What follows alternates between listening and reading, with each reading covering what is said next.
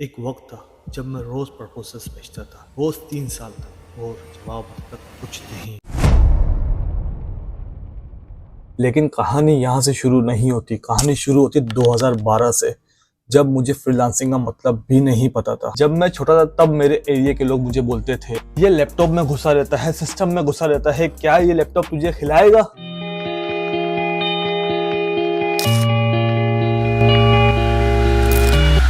और मैं बोलता था, देने वाली ज़ात सिर्फ अल्लाह की है और वो जरूर देगा। उस वक्त मुझे फ्रीलांसिंग का वर्ड भी नहीं पता था, बस इतना पता था मुझे ऑनलाइन पैसा कमाना है। कैसे कमाना है? बस कमाना है। लेकिन एक चीज जो मुझे अंदर से टूटने नहीं दे रही थी, मेरी फैमिली, मेरे अम्मी पापा और हाँ मेरी एक फुप्पो, जिन्होंने मुझे हर तरह से सपोर्ट किया, फाइनेंशियली भी और एजुकेशन में भी। अगर वो नहीं होती तो शायद मैं यहाँ नहीं होता। 2012-13 में मैंने सब ट्राई किया, कैप्चा फिलिंग, पायोनियर अकाउंट बनाना, नेटवर्क मार्केटिंग भी ज्वाइन की, और हाँ कितनी दफा मैंने सर्च किया how to earn money online. Result zero, 1 रुपया भी नहीं कमाया। लेकिन मेरे अंदर एक कीड़ा था, ये कीड़ा बोल रहा था ऑनलाइन अर्निंग करनी है, और ये कीड़ा मरने का नाम ही नहीं ले रहा था। फिर आता है 2016, जब मेरी जॉब लगी विफ्टेक सॉल्यूशन में as a intern database developer.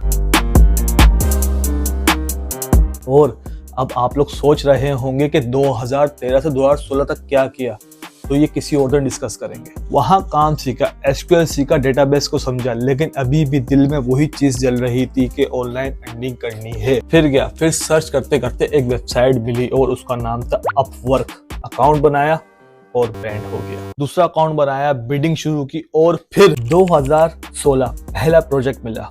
Saudi अरब का एक क्लाइंट था जिनका सुपर स्टोर था। और क्या, और प्रोजेक्ट था $100 का, जिसमें मुझे बनाना था पावर बीआई का एक डैशबोर्ड और कुछ एसक्यूएल क्यूरीज लिखनी थी। मैंने काम किया, डैशबोर्ड बनाया और फिर लेबर किया। और फिर क्या, फिर आता है विदड्रॉ का टाइम। $100 का प्रोजेक्ट था, अपवर्क ने कट किया 20%, और फिर अब बचे $80 और बैंक ने काटी 99 सेंट ट्रांसफर फीस, और मेरे अकाउंट में आए $79 और 1 सेंट, और मैं खुशी से पागल। भाई वो $79 उस वक्त पाकिस्तानी 15-16 हजार बन रहे थे, और वो मेरे लिए बहुत थे, और दिल के अंदर तहलका मच गया। फिर क्या, फिर एक पाकिस्तानी क्लाइंट मिला और डील डन हुई 10,000 में, 4 डैशबोर्ड्स और एक डॉक्यूमेंट। मैंने बोला मैं डॉक्यूमेंट नहीं बना सकता, लेकिन उन्होंने बोला मुझे डॉक्यूमेंट चाहिए। फिर क्या था, फिर मैंने डॉक्यूमेंट बना दिए और डॉक्यूमेंट में इश्यूज आए, और फिर क्या, उन्होंने मेरे 4,000 रुपए कट कर लिए। मल्टीपल पेजेस के पावर बीआई डैशबोर्ड दिए, और बदले में मुझे क्या मिला, सिर्फ और सिर्फ 6,000 रुपए। उस दिन मैंने एक डिसीजन लिया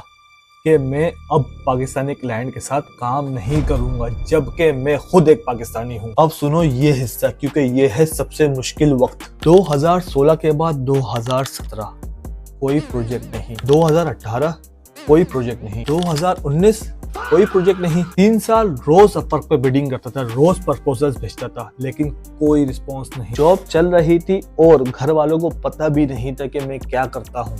ना किसी ने पूछा और ना मैंने बताया, लेकिन मैंने कभी भी ये नहीं सोचा कि ये मैं छोड़ दूं, क्योंकि मेरे अंदर वो कीड़ा था, मुझे ऑनलाइन अर्निंग करनी है और करनी है। फिर आया 2021। अपवर्क से मुझे एक अमेरिकन क्लाइंट मिला, सनी नाम था उसका। पहले उसने मुझे कुछ छोटे प्रोजेक्ट्स दिए, डैशबोर्ड्स पावर बीआई के। पहले शायद उसने $400, 500, फिर देन $600 का प्रोजेक्ट मिला। और फिर क्या था, मेरी साइड इनकम शुरू हो गई। और आपको पता है सबसे पहले मैंने उस अर्निंग से क्या किया, मैंने अपने आप को अपग्रेड किया, और उससे मैंने एक second hand laptop plus iPhone 11 buy किया, जो दूसरों के लिए सेकंड हैंड था लेकिन मेरे लिए वो न्यू था। फर्स्ट टाइम iPhone, वो मूवमेंट, अपनी अर्निंग से पहला iPhone लेना, मैं उस मूवमेंट को डिस्क्राइब कर ही नहीं सकता अल्फाजों में। और फिर क्या था, मैंने डिसाइड किया अब मैंने न्यू बाइक लेनी है। फिर 2022 का मार्च आया, और मार्च में मैं 10 मार्च को बाइक निकाल के लेकर आया, YBZ DX यामाहा की।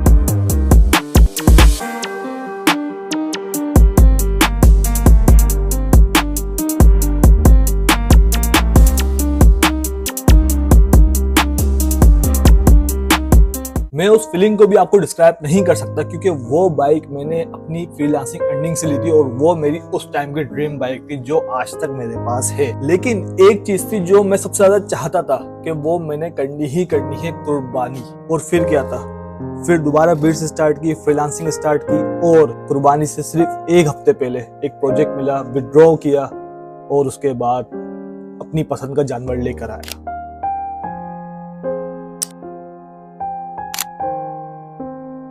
उस मूवमेंट को भी मैं कभी नहीं भूल सकता। बाद में अर्निंग होती रही, मसला नहीं है, लेकिन वो कुर्बानी मैं कभी नहीं भूल सकता। उसके लिए ना सब कुछ वर्थ इट था। फिर आता है 2022 का अगस्त।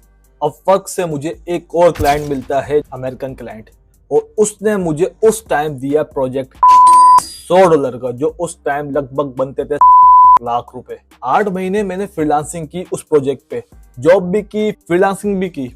और कराची की लोड शेडिंग का तो क्या ही बोलूं, काम मेरा बहुत डिस्टर्ब होता था और उसकी वजह से मैं बहुत थक जाता था, क्योंकि मैं सुबह 11 बजे जॉब पे पहुंचता था, शाम में 8 बजे मैं घर आता था, खाना वाना भी नहीं खाता था और सीधा मैं फ्रीलांसिंग का प्रोजेक्ट स्टार्ट करता था। रात में 4 बजे तक काम करता था, सोता था, सुबह वही रूटीन। ये मेरी लाइफ थी। लेकिन मैं रुका नहीं, क्योंकि मुझे अब पता चल चुका था मेहनत करो तो रिजल्ट आता है, लेकिन आपको सब्र बहुत करना है, बहुत ही सब्र करना है। आज मैं घर से बैठ के काम करता हूँ, मल्टीपल इंटरनेशनल क्लाइंट्स को हैंडल करता हूँ, बीआई कंसल्टिंग सर्विसेज प्रोवाइड करता हूँ रिमोटली। और अगर किसी को बीआई कंसल्टिंग सर्विसेज चाहिए तो मुझे डीएम कर सकता है इंस्टा पे, और वरना ईमेल कर सकता है shiroz@growthwithshiroz.com।